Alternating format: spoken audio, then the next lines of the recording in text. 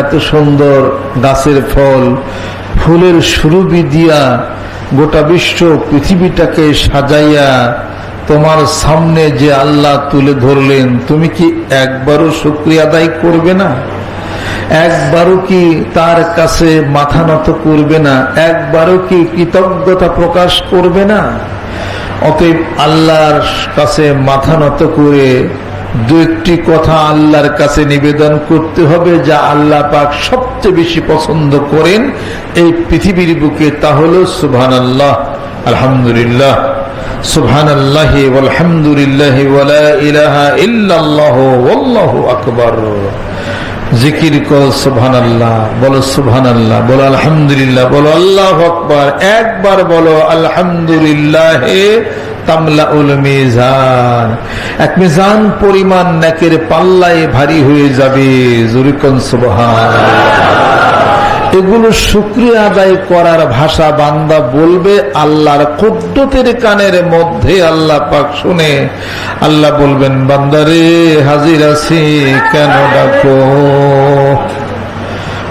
আনা জানি সুম্মান যাকারানি, আমি তোর সামনে হাজির আছি, বান্দা কেন তুমি আমাকে ডাকো? আমি তো তোমার ডাকের উত্তর দিয়ে থাকি। তোমার ওই কান নাই, ও কান সৃষ্টি হয় নাই। এই জাগতিক কানের মধ্যে রুহের কান আছে, ওই কান দিয়া আমি আল্লাহর ডাক এখনো শুনতে পারো নাই। চেষ্টা করতে থাকো, করতে করতে কোনো একদিন সফল কাম হইয়াই যাবে। হ্যাঁ, বারে বারে ঠেলবি দুয়ার, হয়তো দুয়ার খুলবে না, তা বলে ভাবনা করা চলবে না।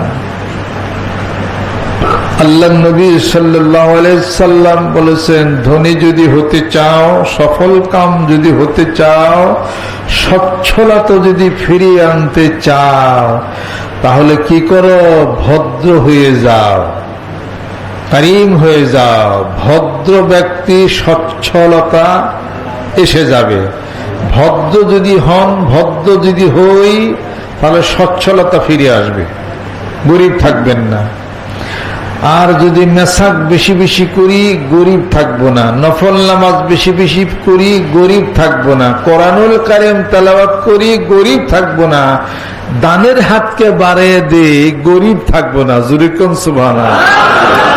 সুন্নতের ইত্তেবা বেশি বেশি করি, গরিব থাকবো না, ধনী হয়ে যাবো। জোরে কোন সুবহানাল্লাহ।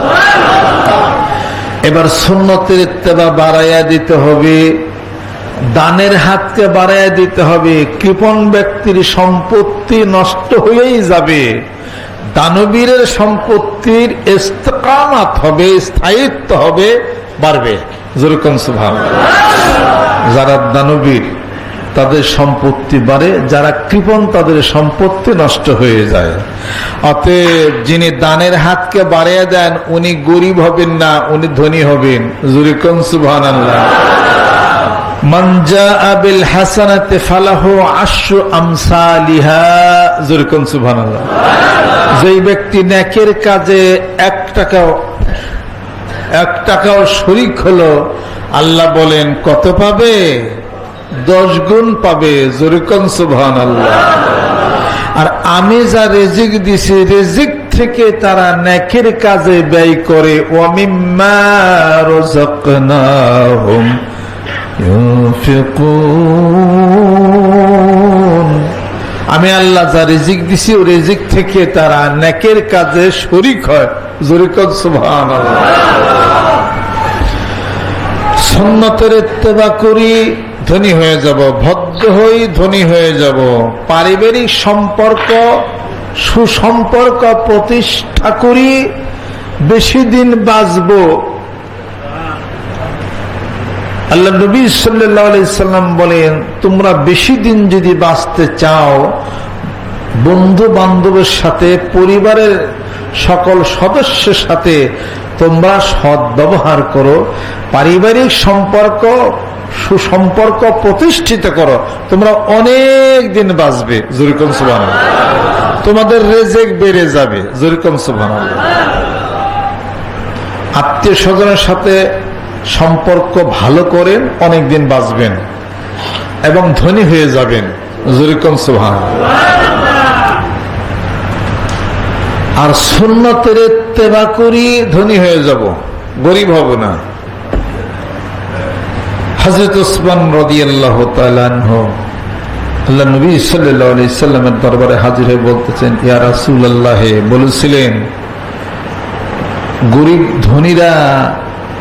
গরিবরা ধনীদের আগে 500 বছর আগে জান্নাতে যাবে।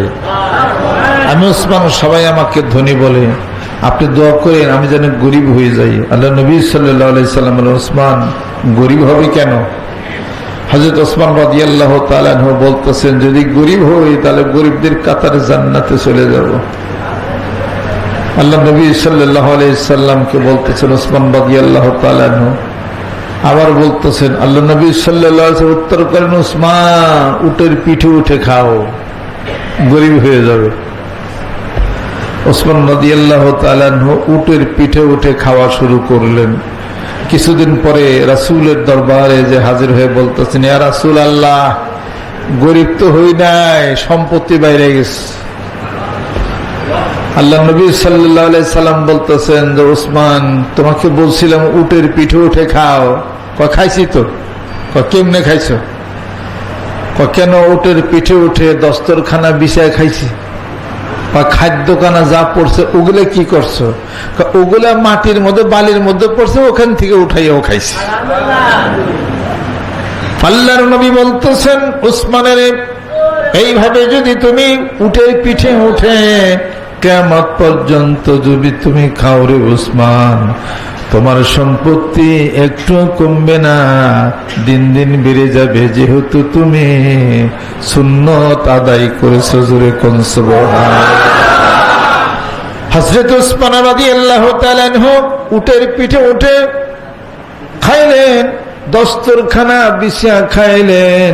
ওইখান থেকে কিছু খাদ্য কণা যখন নিচে পড়ে যেত, ওইখান থেকে উঠাইয়া খাইতেন। আল্লাহর নবী বলতেছেন, উসমান রে, জীবনও তুমি গরিব হবে না, তোমার সম্পত্তি আরো বেড়ে যাবে। বোঝা গেল কি?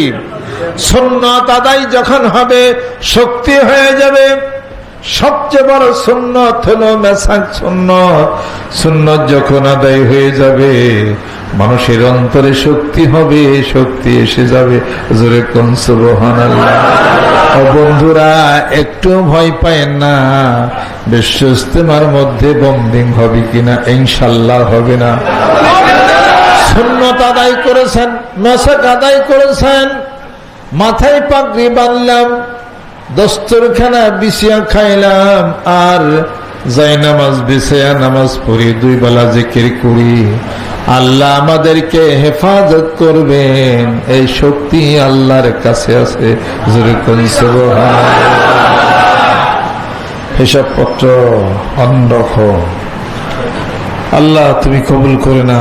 অতএব কোন মুসলমান ধনী মনে, গরিব মনে, মনে ধনী ধনী, ইন্নাল গিনা গিনান নফস, অন্তরের ধনী হলো ধনী, আর অন্তরেই মানুষ গরিব হয়। হিসাব পত্র করতে হবে। অতএব ধনী হওয়াটা অপরাধ না, ধন সম্পত্তি থাকা অপরাধ না। অপরাধ হলো বিষয় সম্পত্তির মালিক হয়ে সম্পত্তির তলে পইরা যাওয়া। টাকার তলে পড়ে গেলেন, সম্পত্তির তলে পড়ে গেলেন, বিষয় সম্পত্তির মোহের মধ্যে যখন মানে পড়ে যাবে, আর নেকের রাস্তায় তার টাকা পয়সা ব্যয় হবে না, এটাই হলো তার জন্য অপরাধ, তাছাড়া কোনো অপরাধ নাই। কয়েকজন সাহাবী এসে যুদ্ধের পরে বলতেছিলেন, ইয়া রাসূলুল্লাহ, ওসমান যেটা করছে, অপরাধ করছে, অমুকটা তমুকটা হয়েছে, খেয়ানত করছে, অমুকটা হান্তান হয়েছে।